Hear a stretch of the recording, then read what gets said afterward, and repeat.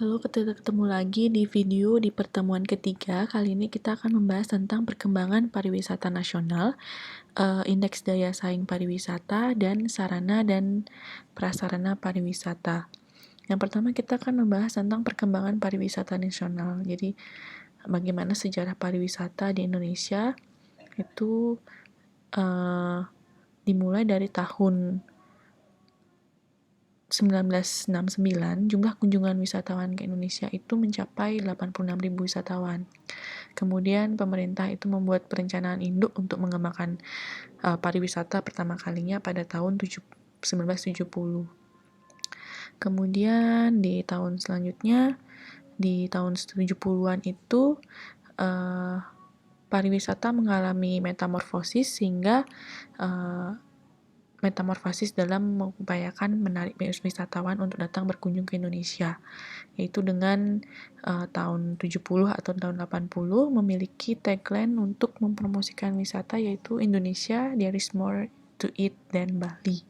Indonesia, Bali and Beyond, serta Indonesia, Bali plus 9, yang dihembuskan seiring dengan pembentukan 10 daerah tujuan wisata dalam rencana pembangunan 5 tahun pariwisata Indonesia. Kemudian pada tahun 80-an, Indonesia pertama kali mengikuti World Tourism Market. Itu artinya dimulainya era promosi pariwisata secara internasional. Jadi kita mulai berkembang pariwisatanya secara internasional itu sekitar tahun 80-an. Dengan adanya 7 kebijakan strategi pokok pariwisata dalam pelita 5. Yang pertama itu promosi pariwisata yang konsisten, kemudian penambahan aksesibilitas, mempertinggi kualitas pelayanan dan produk pariwisata, kemudian mempertinggi kualitas SDM, melaksanakan kampanye sadar wisata melalui Sabta Pesona. Lalu tahun 1992 itu sudah melalui keputusan Presiden RI nomor 60 tahun 92 ditetapkan dekade kunjungan wisata sebagai bagian kampanye pariwisata dengan mengambil tema berbeda setiap tahunnya. Jadi setiap tahun sudah mulai dibuatkan campaigns dengan tagline-nya berbeda sehingga menarik wisatawan untuk berkunjung ke Indonesia. Lalu ini tahun 90-an itu kampanyenya masih dalam tahap pembangunan, sehingga itu dengan program Sabta Pesona. Sabta Pesona itu ada 7: keamanan, ketertiban, kebersihan, kenyamanan, keindahan, keramahan, dan kenangan. Untuk logo dan maskot kampanye pariwisata pada saat itu menggunakan hewan yang dilindungi, yakni badak bercula 1 yang ada di ujung kulon.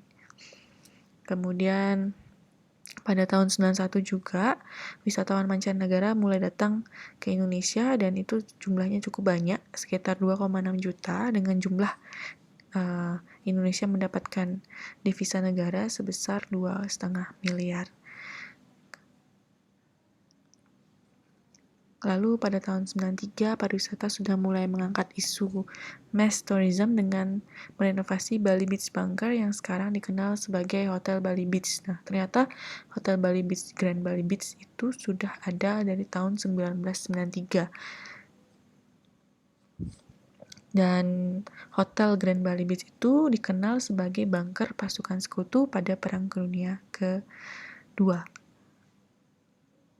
Kemudian di tahun 2000 pariwisata sudah mencapai rekor tertingginya untuk rata-rata lama tinggal wisatawan mancanegara, yaitu sebesar 12,26 hari dengan jumlah kunjungan wisatawan sebanyak 5.064.217 itu pada tahun 2002. Dan pada tahun 2000 dan pada tahun 2002 ketika lagi puncak-puncaknya tinggi pariwisata mancanegara ke Indonesia, terutama di Bali, itu juga ada, jika teman-teman masih ingat, itu pada tahun 2002 adanya peristiwa bom Bali tahun 2002 sehingga menyebabkan penurunan wisatawan secara drastis di tahun tersebut. Kemudian di tahun 2008 itu proses titik balik kampanye pariwisata dengan kembali digulirnya Visit Indonesia Year 2008 dengan mengambil tema itu kebangkitan nasional dengan slogan Unity in Diversity atau Bhinneka Tunggal Ika. Jadi sudah mulai pada tahun 2008 sudah mulai ada titik balik sehingga wisatawan muncul kembali atau datang ke Indonesia.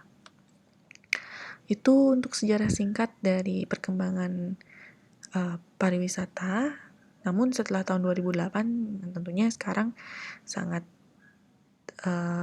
signifikan ya, tapi karena kebetulan juga sekarang sedang corona, kemungkinan itu karena pandemi sehingga membuat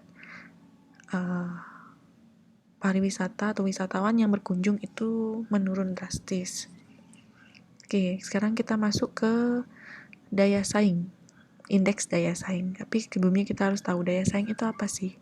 Daya saing itu merupakan salah satu kriteria untuk menentukan keberhasilan dan pencapaian sebuah tujuan yang lebih baik oleh suatu negara dalam peningkatan pendapatan dan pertumbuhan ekonomi. Jadi salah satu cara untuk meningkatkan pendapatan atau pertumbuhan ekonomi dengan beberapa kriteria. Nah, ini adalah kriteria atau indikator indeks daya saing pariwisata. Ada 8 indeksnya. Kita akan bahas satu-satu. Yang pertama, Human Tourism Indicator. Jadi indikator ini menunjukkan pencapaian perkembangan ekonomi dalam satu daerah itu akibat kedatangannya turis pada daerah tersebut. Untuk menghitungnya itu kita bisa menggunakan rasio antara penerimaan jumlah aktivitas turis yang datang dan pergi dengan jumlah penduduk daerah destinasi. Kemudian ada Infrastruktur Development Indicator. Jadi indikator ini menunjukkan perkembangan fasilitas atau prasarana dan sarana di daerah tersebut. Contohnya itu jalan raya, perbaikan sanitasi, kemudian peningkatan akses atau fasilitas terhadap air bersih. Untuk mengukur ini agak kesulitan karena lebih ke lebih memproporsikan dengan income per kapita penduduk. Environment Indicator. Jadi indikator ini menunjukkan kualitas lingkungan dan kesadaran penduduk dalam memelihara lingkungannya. Untuk cara pengukurannya itu yaitu indeks kepadatan penduduk atau rasio jumlah penduduk dengan luas daerah dan indeks emisi CO2. Untuk emisi CO2 itu dapat diperoleh dari informasi tingkat pencemaran udara di jalan-jalan utama pada daerah tersebut. Lalu Technology Advancement Indicator.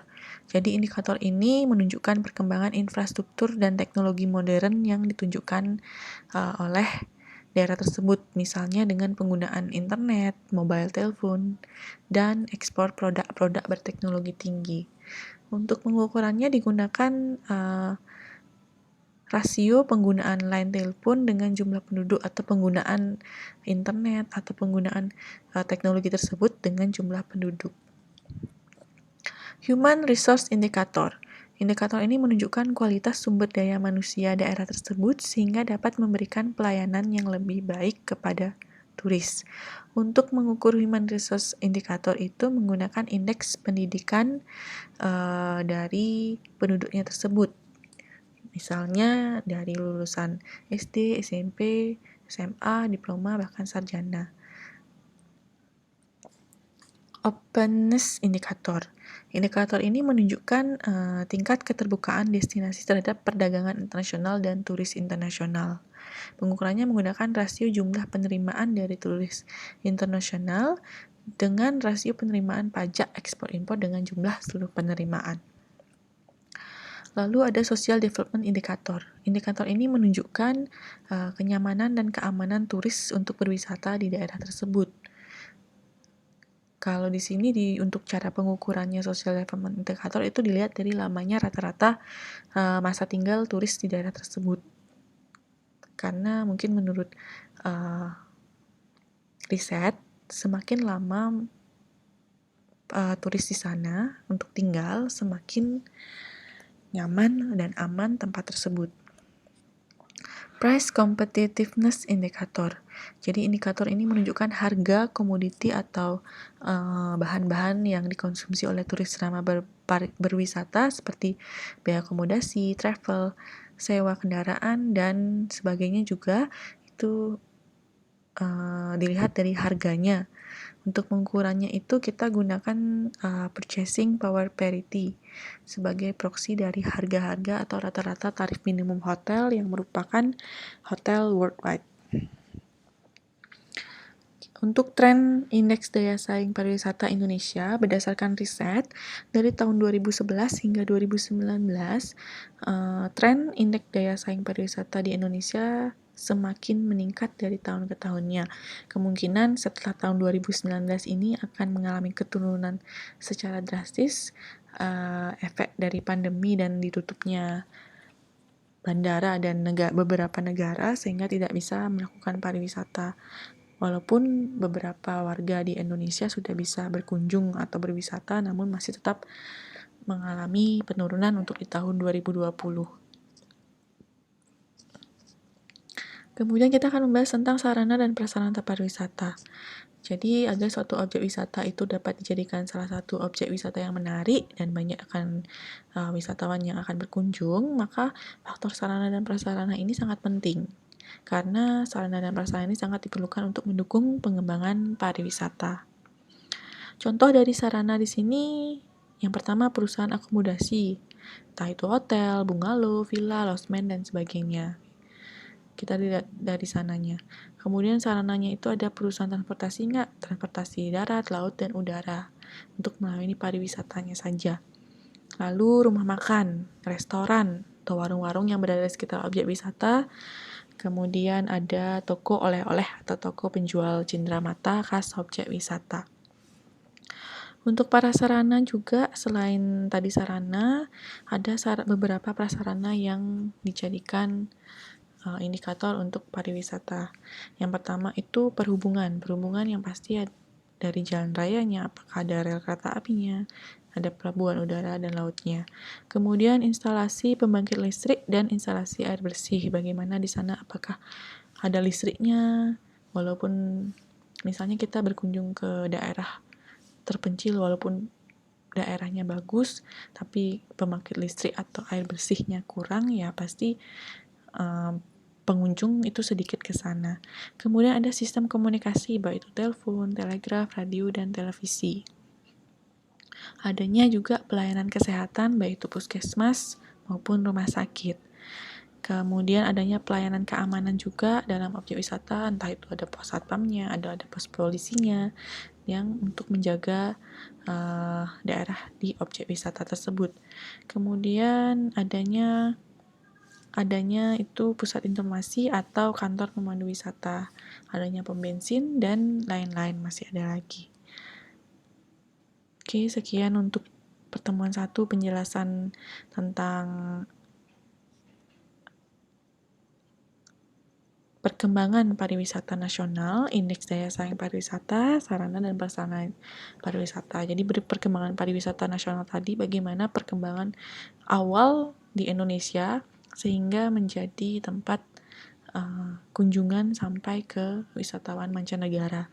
Kemudian indeks daya saing tadi ada 8, silahkan nanti dibaca kembali. Kemudian ada sarana dan prasarana yang digunakan dalam pariwisata sehingga mendukung pariwisata itu menjadi pariwisata yang baik.